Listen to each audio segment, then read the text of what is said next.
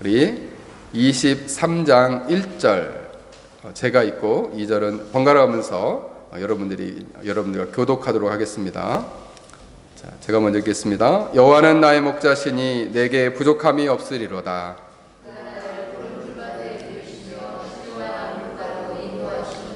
내 영혼을 소생시키시고 자기의 이름을 위하여 의의 길로 인도하시는도다.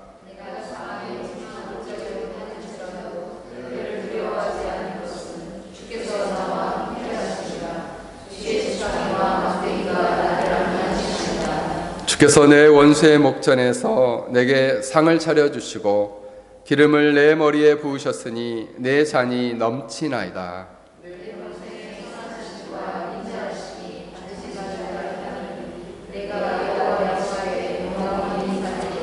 아멘. 자, 3절 상반절입니다. 내 영혼을 소생시키시고 자기의 이름을 위하여 의의 길로 인도하시는도다. 아멘. 이 시간 잠깐 제가 기도하겠습니다. 같이 잠깐 기도하겠습니다.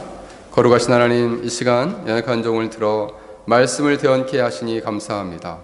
성령 하나님, 하늘 문을 여시고 이곳에 오셔서 저희 어두운 눈을 밝히 열어주시고 저희들의 심령 가운데 강하고 급한 바람과 같이 역사해 주심으로 우리의 전 생애가 새로워지는 놀라운 역사를 일으켜 주옵소서.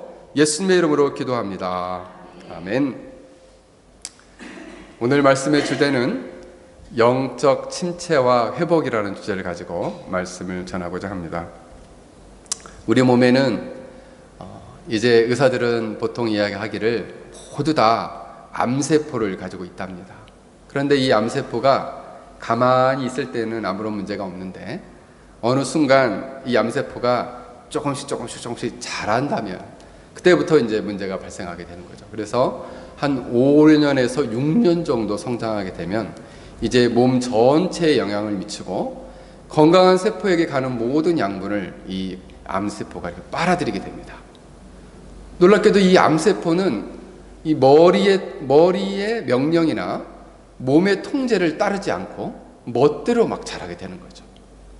그리고 놀랍게도 이 암세포는 그 몸 전체가 죽은 후에만 그 암세포가 죽게 된다는 것입니다. 그래서 사람들이 요즘 이 시대에는 교통사고와 이 암으로 제일 많이 죽는데요. 우리 영적인 신앙생활에도 놀랍게도 이 암세포와 같이 우리 영혼 안에 치명적인 질병을 발생시키는 것이 있는데 그것이 바로 뭐냐 하면 영적 침체라는 것입니다. 영적 침체라는 것은 과연 의미로 볼 때는 뭐라 말할 수 있냐 하면 우리의 영혼이, 기독교라는 것은 우리의 영혼이, 우리의 존재가 예수님으로 말미암아 하나님과 이 인간이 불붙는 사랑의 관계를 회복하는 것이거든요. 이게 우리가 믿는 그리스도교를 믿는 신앙이에요. 이것을 기독교의 믿음이다 이렇게 말하는 것인데, 바로 그래서 하나님과 우리 인간이 불붙는 사랑 속에 살아가는 것이 기독교의 신앙입니다. 그런데 영적인 침체라는 것은 이 사랑했던 관계가 점점 멀어져서 이제는 하나님으로부터 오는 사랑과 또 하나님께서 우리에게 허락하시는 진리의 은혜가 점점 멀어지고 사라지는 상태를 말합니다. 그게 영적인 침체입니다. 반대로 우리가 하나님 관계에서 점점 더 뜨겁게 사랑을 느끼고 그리고 하나님 관계에서 오는 하나님의 거룩한 진리의 은혜를 더 깊게 경험한다면 그것은 영적인 침체와는 반대로 영적인 성장이요, 영적인 넘치는 은혜인 것입니다. 근데 영적인 성장과 은혜가 넘치는 상태로 살면 더 좋을 텐데 이상하게 영적인 침체가 교회 안에는 너무나 빈번하고 많이 있다는 것입니다.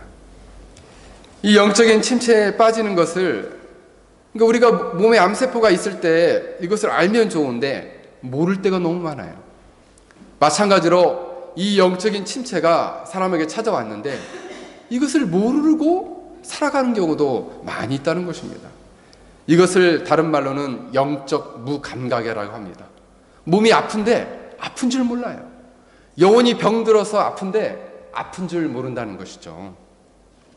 근데 어느 날부터 설교를 들어도 은혜가 되지 않고, 어느 날부터 기도를 해도 마음을 울리면서 이 기도가 나오질 않아요. 그 기도를 목소리를 내서 이렇게 크게 하고 싶은데 목소리조차 잘 안 나와요. 여러분 그럴 때가 있죠? 기도를 하는데 목소리를 나는 크게 내서 기도를 하고 싶은데 목소리도 안 나와요. 그리고 어느 날은 늘 교회 가고 교회 가서 막 청소만 해도 신이 났었는데 어느 날부터는 교회 가는 게 재미가 없어. 신앙생활하는 게 열정이 사라지게 되는 거예요. 그리고 그냥 교회도 웬만하면 안 가고 싶고, 교회를 다니는 사람도 웬만하면 얼굴 보고 싶지 않아요. 근데 왠지 그분들 얼굴 보면 막 짜증이 나고 그렇습니다. 영적인 침체가 오면 그렇게 되거든요. 그리고 제가 이렇게 교회를 섬기면서, 제가 이제 한국에 섬겼던 교회는 교인 숫자가 한 5천 명 정도 됐습니다. 그러니까 요즘 이제 저희 아들이 제가 이렇게 문 밖에 서서 우리 이제 교회 오시는 분들 기다리고 있는 거 보면은 한국에 있을 때는 막 인사하느라고 너무 정신이 없었는데 교회 오는 분들이 많지 않으니까 이제 드문드문 인사하는 모습을 보니까 그때랑은 또 너무 많이 다르다 이런 얘기도 하는데, 이 성도들이 많이 오는데 교회에서 이렇게 보면 영적인 침체에 빠진 사람은 앞문으로 안 옵니다. 뒷문으로 몰래 왔다가 2층으로 올라가가지고 이렇게 예배당으로 들어와요. 왜요? 목회자의 얼굴을 보기 싫어하는 거죠. 영적인 침체가 오면 그렇게 됩니다. 저희 한국에 있는 교회도 이렇게 기둥이 있는데 이 기둥 뒤에 영적인 침체가 오면은 예배 드릴 때 거기 가서 앉습니다. 그래서 설교자의 눈을 가리는데 거기 가서 딱 앉아요. 그러면 이게 설교를 하다가 이렇게 보면 아이고 저분 지금 영적인 침체 왔구나. 금방 보면 알 수가 있죠. 청교도들은 영적인 침체가 오면은 4가지 증상이 있다고 봤습니다. 첫 번째는 하나님이 임재하는 감격을 느끼지 못한다. 예배를 드릴 때나 개인적으로 기도를 할 때에도 하나님이 양 어깨를 누르는 듯한 강력한 그 임재를 느끼지 못한다는 거예요. 여러분 최근에 예배를 드리거나 기도를 하다가 하나님의 강력한 임재를 경험해 본 적이 있습니까? 최근에 찬양을 뜨겁게 하다가 하나님이 내 마음을 강하게 만지시면서 이렇게 하나님의 사랑을 강하게 느꼈다거나 이런 강력한 하나님의 임재를 경험한 적이 있냐 하는 거예요. 두 번째로 청교도들은 이렇게 얘기했습니다. 영적인 침체는 바로 하나님이 주신 은혜와 능력을 사용하지 못한다. 하나님이 우리에게 은혜를 주셨어요. 말씀을 들을 때 막 눈물이 뚝뚝 흘려졌어. 그런데 삶 속에서 그 능력과 은혜를 발휘하지 못한다는 거예요. 세 번째로 하나님이 주시는 위로를 받지 못한다는 거예요. 그래서 영적인 침체에 빠진 사람은 늘 설교자에게 얘기합니다. 목사님, 그런 설교 하지 말고 좀 위로되는 설교 좀 해주세요. 왜요? 삶 속에서 위로를 못 느껴요. 성경을 읽어도 위로가 안 되고, 기도를 해도 위로가 안 되고, 사람을 만나도 위로가 안 되고, 교회를 만나도 위로가 안 돼요. 그러니까 목사님한테 위로 좀 해주세요, 위로. 어느 날 목사님이 심판에 대해 설교했어요. 목사님 왜 심판에 대해 설교합니까? 위로에 대해서 설교해 주시지. 왜요? 난 지금 영적인 침체에 빠졌단 말입니다. 그래서 위로를 못 느껴요. 그래서 위로를 바라는 사람은 나 영적인 침체에 있습니다. 이것을 지금 반증하고 있는 거예요. 네 번째로 구원의 확신이 없고 흔들립니다. 예전에는 강한 구원의 확신이 있었는데 어느 날부터 나 진짜 구원 받은 거 맞나? 이런 확신이 흔들리기 시작한다는 거예요. 이게 영적 침체의 4가지 증상으로 봤습니다. 그래서 제가 이 영적 침체들을 몇 가지로 정리를 해봤어요. 그랬더니 영적인 침체에 빠지면 그 증상이 지성적으로는 신학적 혼란과 지성적 혼란이 생겨서 하나님에 대한 지식, 하나님에 대한 진리, 신학들이 뿌리채 이렇게 흔들리고, 그리고 하나님에 대한 오해와 그리고 의심스러운 회의로 그 생각이 가득하게 된다는 거죠. 그러니까 여러분, 영적 침체가 오면은 먼저 이 지성적인 혼란이 오는 거예요. 그리고 하나님에 대한 혼란이 오는 거죠. 감성적으로는 마음이 점차 딱딱해지고, 돌처럼 딱딱해지고 얼음처럼 차가워집니다. 그래서 얼음처럼 차가워져서 어느 순간 하나님의 사랑과 위로가 느껴지지 않게 돼요. 딱딱하니까 무감각해지죠. 그리고 임재의 감격도 사라지고, 구원의 확신과 믿음이 점차 사라져요. 그리고 그 마음 안에 어떤 것으로 가득 차게 되냐면 불안, 근심, 낙심, 좌절, 고통으로 점점점 가득하게 됩니다. 그 마음. 그래서 그 마음이 어두워져요. 그래서 어느 날 이렇게 자리에 앉으면 기도가 나오는 게 아니라 아이고 이런 한숨이 나오는 거예요. 왜요? 영적인 침체가 왔기 때문에. 입으로는 점차 불평과 불만이 많아집니다. 한탄과 탄식으로 가득 차게 됩니다. 삶은 어떻게 될 거예요? 삶은 이제 활기와 힘을 잃어버려서 하나님의 은혜와 능력을 활용하지 못하고 무기력과 무능력으로 가득 찬 삶을 살게 됩니다. 마치 살아있으나 시체와 같이 죽은 자와 똑같다, 방불하다라는 겁니다. 여러분, 그래서 영적인 침체에 빠지면 세상은 여러분에게 이렇게 말합니다. 당신 정말 그리스도인 맞습니까? 당신 정말 하나님의 자녀입니까? 당신은 정말 주님의 일꾼입니까? 라고 묻는다는 것입니다.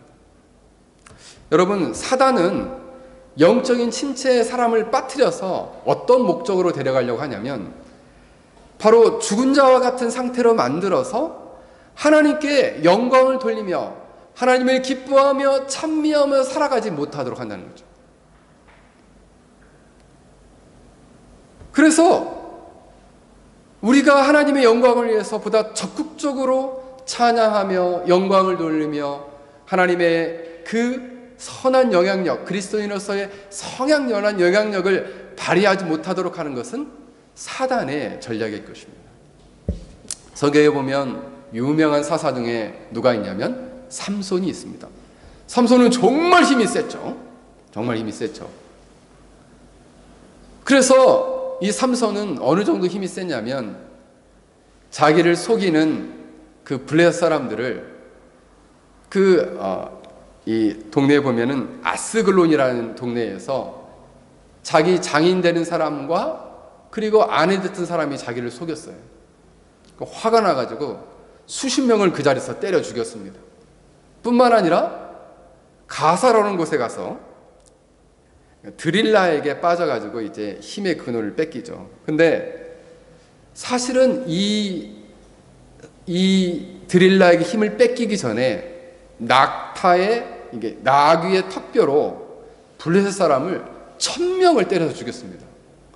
여러분, 사람이 얼마나 힘이 세면 칼로 1000명을 죽이는 것도 힘들고 총으로 1000명을 죽이는 것도 힘들어요.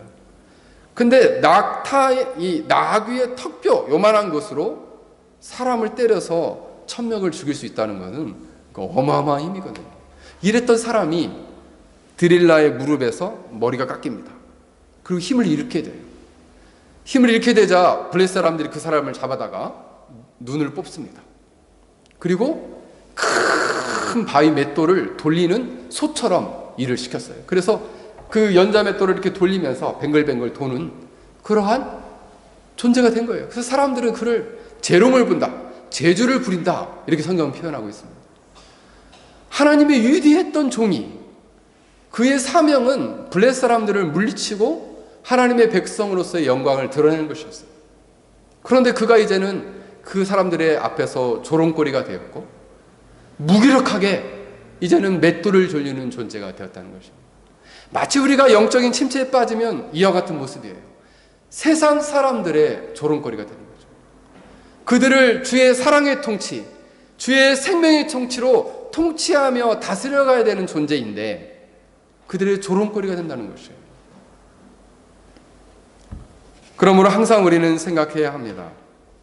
우리가 만약 영적 침체에 빠져 있다면, 만약 하나님께서 우리와 함께하지 않는 모습에 우리가 놓여져 있다면, 우리는 많은 사람들이 하나님 앞에 선한 영향력을 발휘하지 못한다면 많은 사람들의 조롱거리와 가십거리가 된다. 그렇다면 주님은 오늘 뭐라고 말씀하십니까? 여호와는 나의 목자시니 내게 부족함이 없다 하시는 그 목자께서 우리의 진정한 목자가 되어주셔서 지난주에 말씀했던 것처럼 우리에게 먹이시고 푸른 초장으로 누여서 먹을 것을 주시고 시원한 물가, 쉴만한 물가로 인도하셔서 마실 것을 주셔서 그를 육체적으로 힘을 북돋아 주실 뿐만 아니라 이제는 오늘 본문에는 영혼을 살려주시겠다, 소생시켜 주시겠다라고 말씀하고 있습니다. 소생시키겠다라는 말씀은 예쇼베부라고 해서 돌이키다, 그 다음에 새롭게 하다, 회복하다라는 의미가 있습니다. 그래서 어떤 상태로 그들을 이끄시겠다라고 말씀한다면, 특히 미국의 조엘 비키라는 이 청교도 신학에 아주 뛰어난 화려한 개혁 목사님이 계십니다. 이 목사님은 영적 침체에 빠진 사람을 세 종류의 양이라 표현했어요. 첫 번째는 낙심에 빠진 양이다. 두 번째는 병든 양이다. 세 번째는 방황하는 양이다. 낙심한 양은 되살리고, 병든 양은 고쳐서 회복시키고, 그리고 방황하는 양을 잡아서 되찾아오는 것이 바로 영적인 소생을 하는 일이다, 이렇게 얘기했습니다. 우리가 영적 침체에서 벗어나기 위해서는 그 원인을 알아야 됩니다. 이런 영적 침체가 무엇 때문에 오는가? 첫 번째는 우리가 범죄하기 때문에 영적인 침체가 온다는 것입니다. 여러분, 다윗은 일생토록 하나님과 동행했어요. 그래서 사무엘 상하에 보면은 다윗이 어느 곳에 가든지 하나님이 그와 함께 하심으로 형통케 되었다, 이렇게 얘기합니다. 그랬던 그가 바로 급삭스럽게 범죄하게 됩니다. 그것은 바로 밧세바라는 여인과 사랑에 빠지는 거였어요.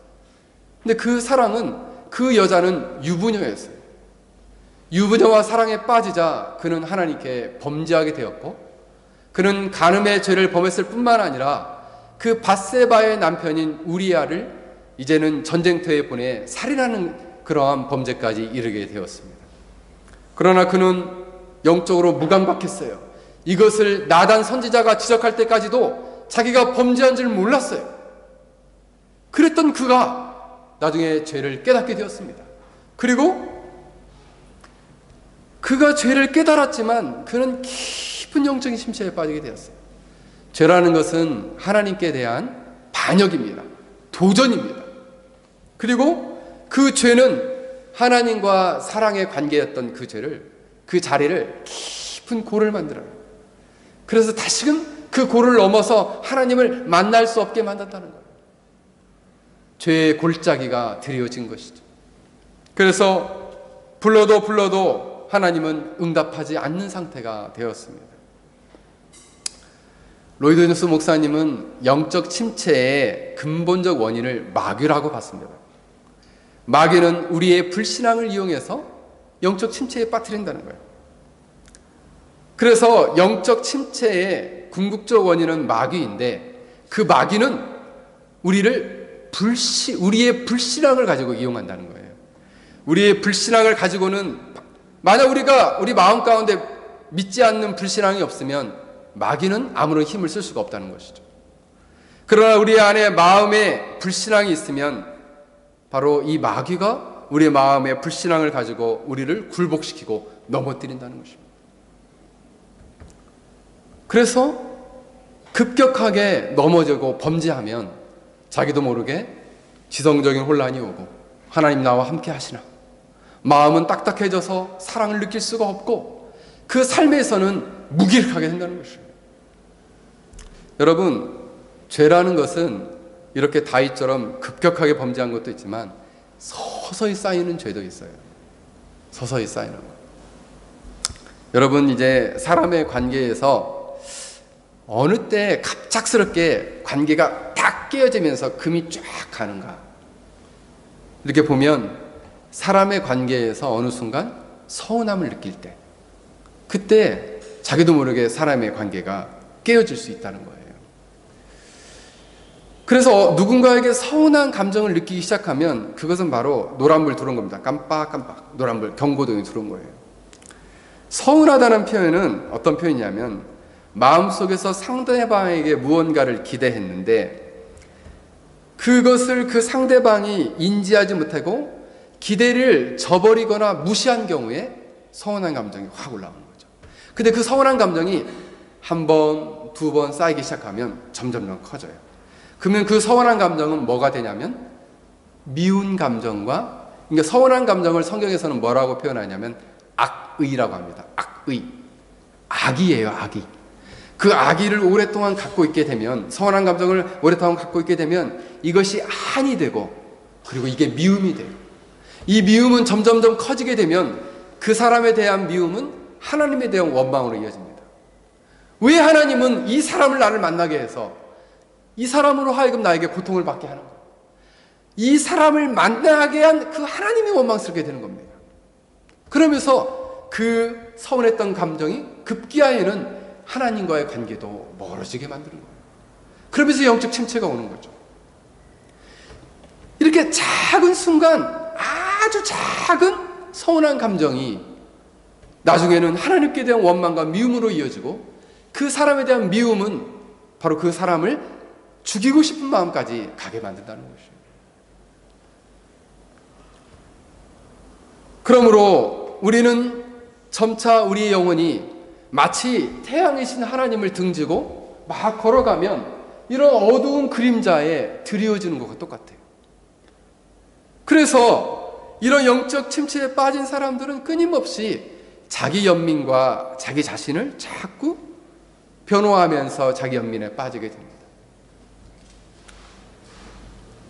또 다윗과 같이 이렇게 급격히 범죄하게 되면 영적인 어둠이 급격하게 와서 어느 순간 하나님 앞에 가면 이런 생각이 들어요.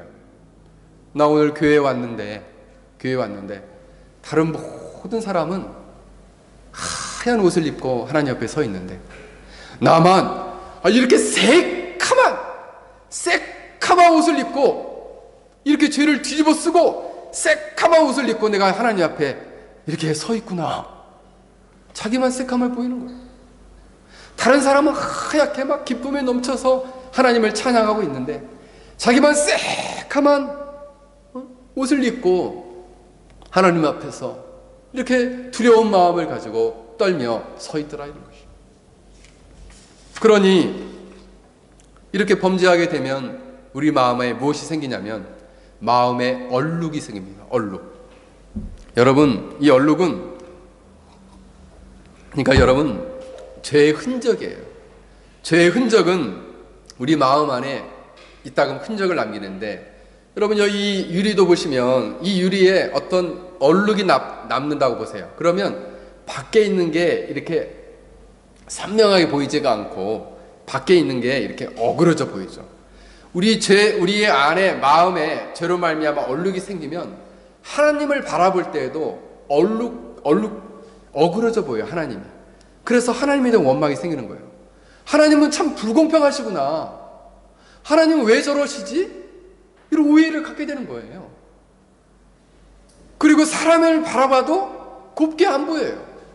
사람을 바라봐도 그 사람조차도 본인이 원하는 모습으로 보이는 게 아니라 사람조차도 이상하게 자꾸 왜곡되게 보이는 거죠. 이게 우리 마음 안에 있는 죄된 본성과 죄의 얼룩이 이렇게 겹쳐지게 될 때 그렇게 됩니다. 그래서 이제는 하나님의 사랑과 선하심을 인식하지 못하고 느끼지 못하는 상태까지 빠지게 된다는 것입니다. 그래서 이제는 이 죄에 빠진 사람은 죄가 그를 복종시키고 죄가 그를 강제해서 끌고 다닌다는 사실이에요. 여러분, 그러면 이런 죄에 빠져서 영적인 침체에 있을 때 그러면 사람들은 어떻게 이 영적인 침체를 벗어날 수 있을까요? 다윗은 놀랍게 이렇게 고백합니다. 시편 51편에 보면 대저 나는 죄가를 아오니 내 죄가 항상 주 앞에 내 앞에 있나이다. 내가 주께 범죄하여 죄 목전에 악을 행하였사오니 주께서 말씀하실 때 의로우시다 판단하실 때 순전하리이다. 그러면서 시편 51편에 보면 자신을 죄를 용서해 달라고 깊이 참회하고 있어요. 이것을 일명 다윗의 회개를 본질적 회개라고 합니다. 정말 죄를 슬퍼하고 죄를 인식하고 깊이 참회하는 거예요. 더 나아가서 그 참회할 뿐만 아니라 이 죄를 대속해 주신 바로 예수 그리스도의 십자가의 은혜까지 나아가게 돼요. 그리고 더 나아가서 그 그리스도의 은혜를 갈망하는 것까지 나아가게 된다는 것입니다. 여러분, 죄를 해결할 수 있는 방법은 크게 간단하게 얘기하면 물, 피, 불입니다. 물, 피, 불. 물은 뭘까요?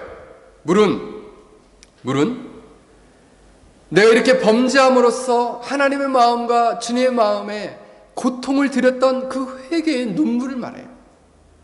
그 회개의 눈물이 내 안에 있느냐 하는 거죠.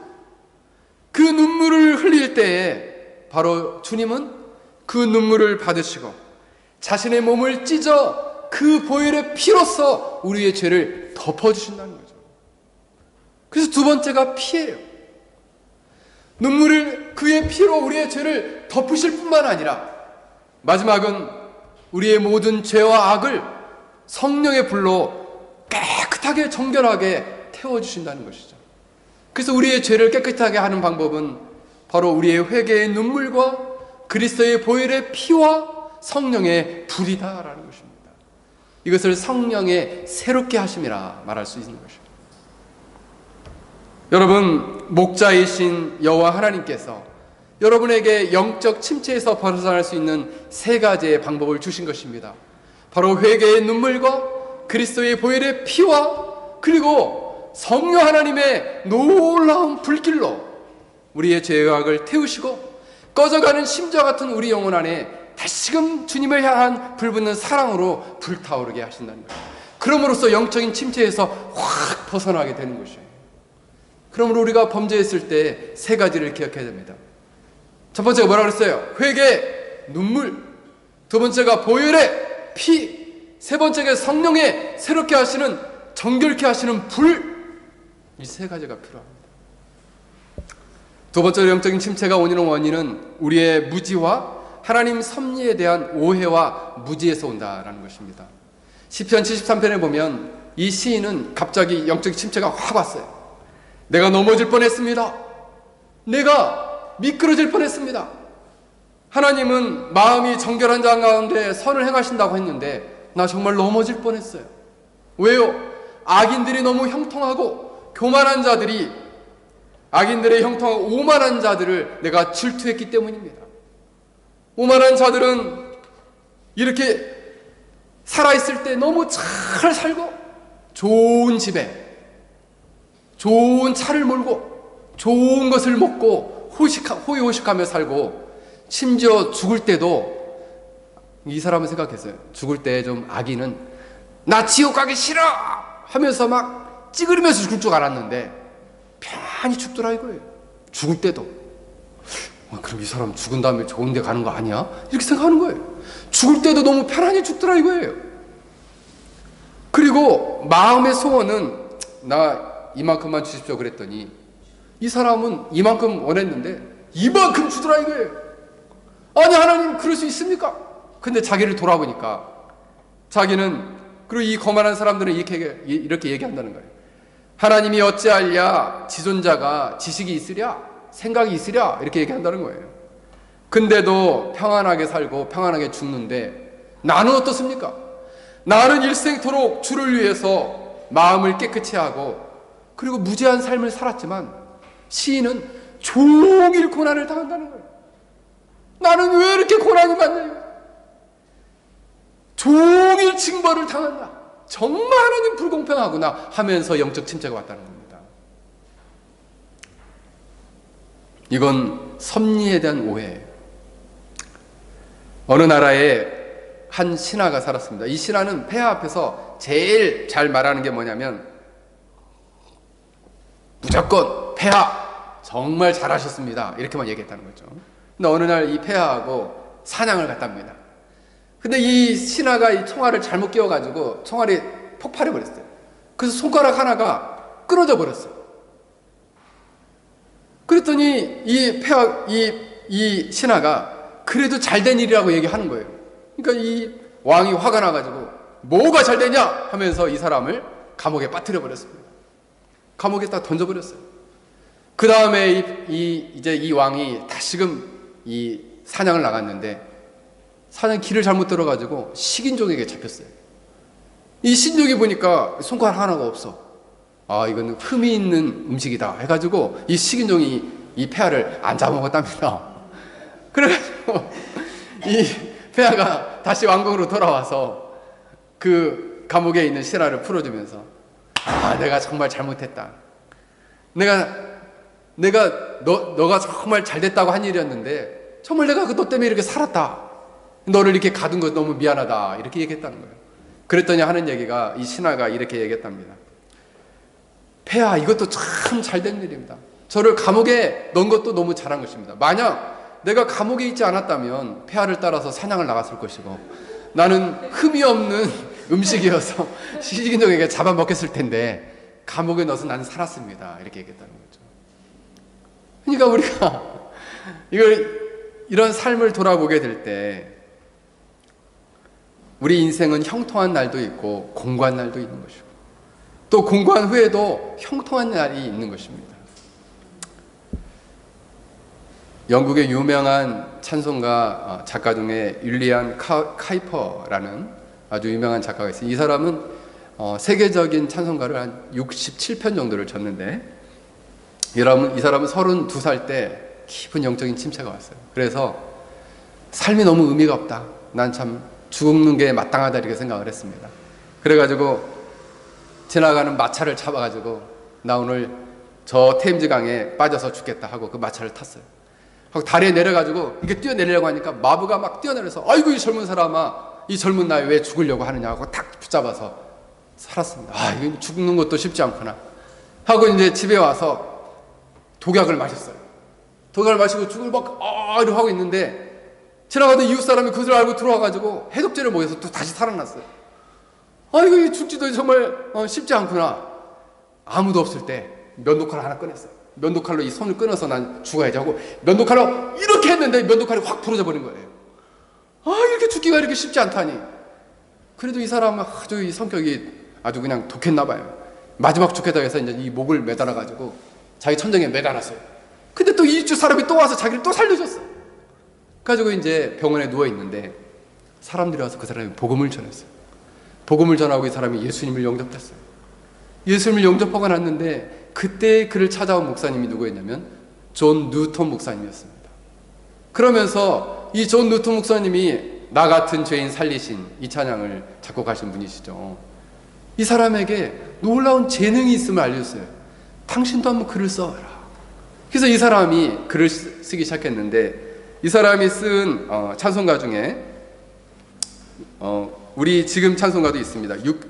그 찬송가가 어떤 찬송가냐면 258장이에요. 샘물과 같은 보혈은 주님의 피로다. 이 찬양을 이 사람이 쳤습니다. 근데 이 사람이 쓴 찬양 중에 주 하나님 크신 능력이라는 찬양이 있는데 그 가사가 이런 가사가 있습니다. 하나님은 신기한 방법으로 섭리를 하시는도다. 그분은 경이롭게 일하시고 바다 위에서 발자취를 남기고 폭풍 위를 이제 걸어가신다. 저 깊고 깊은 생각 속에 내가 알 수 없는 신묘한 기술로서 자신의 밝은 계획을 높이 세우시고 자신의 뜻을 이루어 가신다. 내 부족한 판단으로는 주를 판단하지 말지니 은혜로우신 주님을 신뢰할지라. 그러면서 그분의 오묘하신 섭리 뒤에 자신의 미소 짓는 얼굴을 숨기신다. 그는 이렇게 얘기하고 있어요. 우리의 부족한 판단으로 그분의 오묘하신 섭리를 미리 판단하지 말고 그분을 의지하라 이거죠. 놀랍게 시편 73편에 나오는 시인은 그가 성소에 들어가서 깨닫게 되었습니다. 하나님을 만나고 나서야 그 악인들이 죽으면 바로 파멸에 던져지고 영원한 심판에 던져지는 것을 눈으로 보게 된 거예요. 그는 이렇게 깨닫게 된 것이죠. 아, 하나님은 우리가 살아있을 때에 우리의 주님뿐만 아니라 죽은 후에도 우리의 진정한 주인이시고 통치자이시구나 라는 것을 그는 깨닫게 됐어요. 그는 정말 우리 눈으로 볼 때는, 부족한 판단으로 볼 때는 불공평한 섭리로 보였지만 그 하나님의 섭리는 너무나 선하시고 완전하시구나 라는 것을 깨닫게 된 것입니다. 그러므로 우리는 이러한 하나님의 섭리를 오하게 될 때는 그러면 우리는 어떻게 해야 되느냐? 첫 번째로 우리의 부족한 인식을 우리가 인정해야 합니다. 우리는 현재적으로 하나님의 섭리를 현재적으로는 이해하지 못합니다. 하나님이 이렇게 행하셨는데 현재적으로 나는 이해하지 못합니다. 왜 나한테 이렇게 하셨어요? 나는 이렇게 하나님의 섭리를 이해하지 못합니다. 먼저 인정해야 합니다. 그러나 나는 그럼에도 불구하고 그 하나님의 선하신 하나님께서 우리에게 말씀해 주시고 우리에게 가르쳐 주십시오. 그러면 내가 깨닫겠습니다 하면서 우리가 오늘 이처럼 설교를 듣는다거나 하나님의 말씀을 묵상하고 읽는다거나 하는 가운데 하나님이 주님의 뜻을 깨닫게 해주시도록 우리는 믿고 기다려야 한다는 것이죠. 그 말씀을 듣고 깨닫는 일에 힘써야 하는 것이죠. 그렇게 될 때에 하나님의 섭리에 대한 오해로부터 말미암는 침체에서 벗어날 수 있다는 것입니다. 대신에 우리는 여기에서 그 말씀이 우리에게 그 말씀을 허락해 주시면 이것을 정직하게 반응하고 인식해야 하는 것이죠. 난 부족하고 그리고 나는 여전히 연약하구나. 그럼에도 불구하고 하나님은 나에게 이러한 뜻을 보여주시구나 라고 이야기한다는 것이죠. 여러분, 하나님 말씀이 영적인 침체에 있을 때 이렇게 우리를 확 보여주시면 거기에 우리가 정직하게 반응하는 것이 영적 회복의 지름길이에요. 가장 빠른 길이에요. 그래서 하나님이 너가 이것을 잘못했어 라고 보여주시면 바로 회개하고 바로 돌이키면 금방 영적으로 회복된다는 것입니다. 영적인 이런 회복이 일어나게 되면 다시금 그는 하나님 앞에 나아가 하늘로부터의 신령한 하나님의 사랑과 그리고 진리의 거룩한 은혜가 다시금 부어지면 영적인 충만한 은혜가 회복되게 되는 것이죠. 마지막으로 영적인 침체가 있는 경우는 우리의 어려운 환경과 그리고 오래 겪게 되는 고통 때문에 영적인 침체가 오게 된다는 것입니다. 이것은 영적인 육체적인 오랜 질병과 고통일 수 있고요. 수많은 대적으로부터 말미암는 고통이에요. 다윗 같은 경우는 질병보다는 많은 대적이 있었습니다. 그리고 그를 비난한 사람들이 많았고 가까이서는 자기의 장인이었던 사울이 가장 큰 대적이었어요. 들로 가면 들로 쫓아오고 산으로 가면 산으로 쫓아오고 굴로 가면 굴로 쫓아왔어요. 나중에는 자기 아들 압살롬이 대적이 돼서 자기를 죽이려고 쫓아왔어요. 그래서 오랫동안 도망갑니다. 그때 많은 사람들이 이렇게 얘기를 합니다. 저를 가르쳐 당신은 하나님의 도움을 얻지 못한다. 하나님이 당신을 버리셨다. 이렇게 얘기를 했어요. 그저 이게 상처가 됐어요. 그래서 영적인 침체가 왔습니다.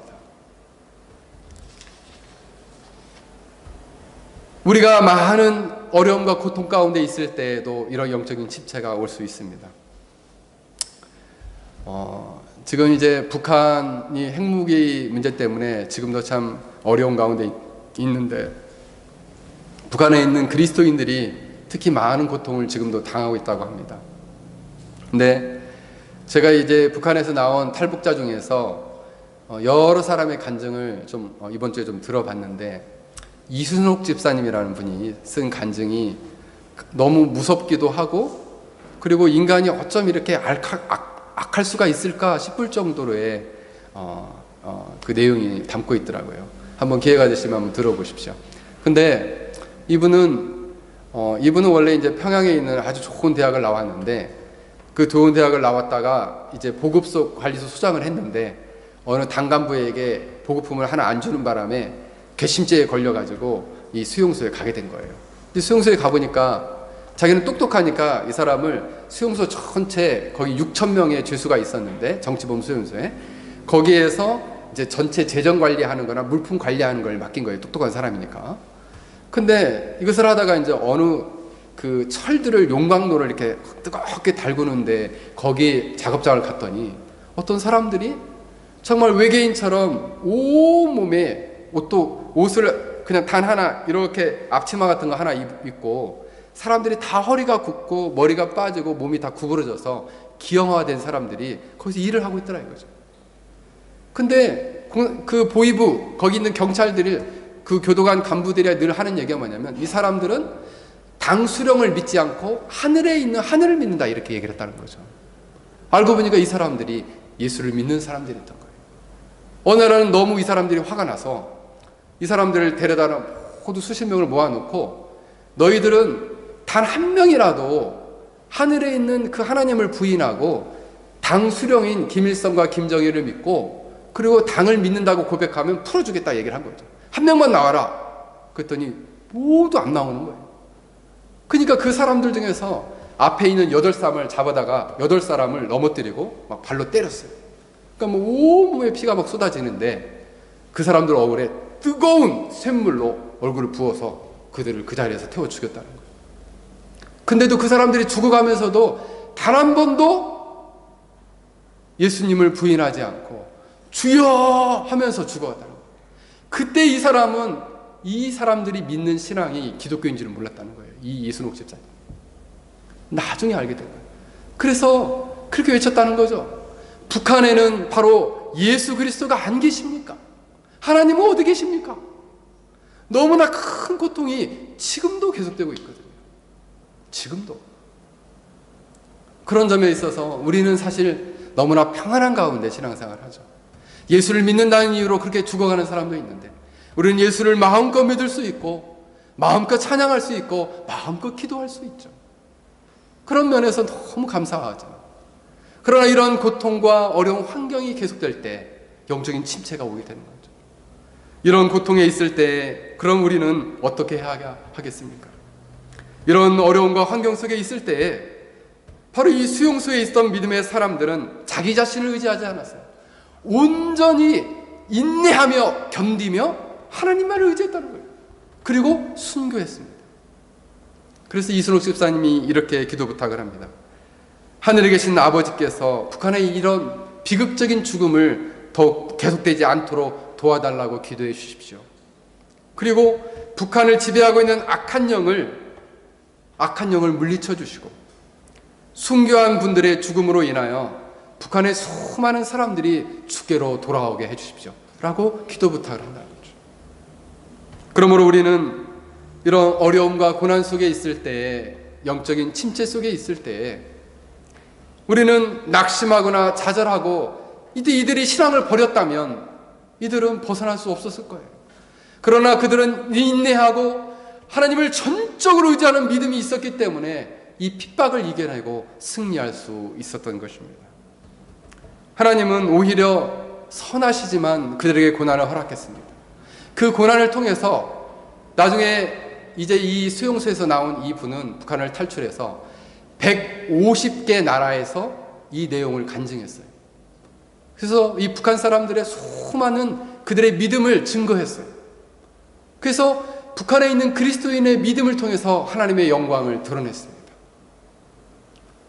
그들에게는 엄청난 큰 고난이고 고통이지만 하나님의 놀라운 섭리 속에 보면 그래서 하나님의 또 엄청난 영광을 드러내는 일이 되었다라는 것이고 2013년도에 이 이순옥 집사님은 미국에서 민주주의 상을 받았습니다. 그러므로 우리는 이렇게 하나님에 대한 절대적인 믿음으로 고백할 수 있어야 합니다. 하나님이여, 하나님은 온 우주의 통치자이시고 저희의 삶의 주관자이시고 주님이십니다. 나의 인생과 시간과 나의 모든 삶을 주 앞에 드리오니 주님 받아주시고 나를 푸른 초장으로 누이시고 쉴만한 물가로 인도하셔서 나에게 진정한 평안을 주시고 내 영혼을 살리셔서 나를 주께서 원하시는 바 의의 길로 그리고 하나님의 이름을 위하여 살아가도록 나를 인도해 주옵소서라고 기도하며 나아가야 한다는 것입니다. 마지막으로 이제 찬양 복음성가의 내용을 여러분에게 말씀을 드리고 말씀을 마치고자 합니다. 호산나 싱어즈에 하나님은 실수하지 않으신다라는 찬양이 있습니다. 요즘 제가 새벽마다 이 찬송을 들으면서 기도를 하는데 기도가 너무 잘 되고 정말 마음이 너무 뜨거워져요. 찬양 가사가 너무 아름답습니다. 그래서 여러분들에게 이 가사를 좀 읽어드리고 싶어요. 내가 걷는 이 길은 혹 굽어 도는 수가 있어도 심장이 울렁거리고 가슴이 아파도 내 마음속에 여전히 기뻐하는 까닭은 하나님은 실수하지 않으심일세. 내가 세운 계획은 혹 빗나갈지 모르고 나의 희망은 덧없이 쓰러질 수 있지만 나 여전히 인도하시는 주님을 신뢰하는 까닭은 주께서 나가 가야 할 길을 잘 알고 계십니다. 어두운 밤 어둠이 깊어 날이 밝지 않은 것처럼 보여도 내 신앙을 붙잡고 주님께 모든 것을 맡기리니 하나님을 내가 믿는 믿음일세. 지금은 내가 볼 수 없는 것이 너무 많아서 너무 멀리 가물 어른거려도 운명이 오라 나는 두려워 아디하리 만사를 주님께 내어 맡기리. 차츰차츰 안개는 걷히고 하나님이 지으신 빛이 뚜렷이 보이리라. 가는 길이 온통 어둡게만 보여도 하나님은 실수하지 않으신다네. 지금은 이 본문이죠. 지금은 안개처럼 가물가물해서 보여서 우리가 침체 가운데 있을 수 있지만 우리가 하나님을 의지하면 그분께서 이 차츰차츰 안개를 거치고 우리가 가야 할 길을 보여주신다는 것입니다. 우리가 이러한 믿음을 가지고 또 한 주 동안 승리하는 저와 여러분이 되시길 주의 이름으로 간절히 축원합니다. 우리 한번 같이 기도하겠습니다. 우리 말씀을 생각하며 우리 한번 같이 기도합시다. 우리가 영적인 침체를 벗어나서 하나님과 보다 친밀한 사랑과 진리의 은혜 가운데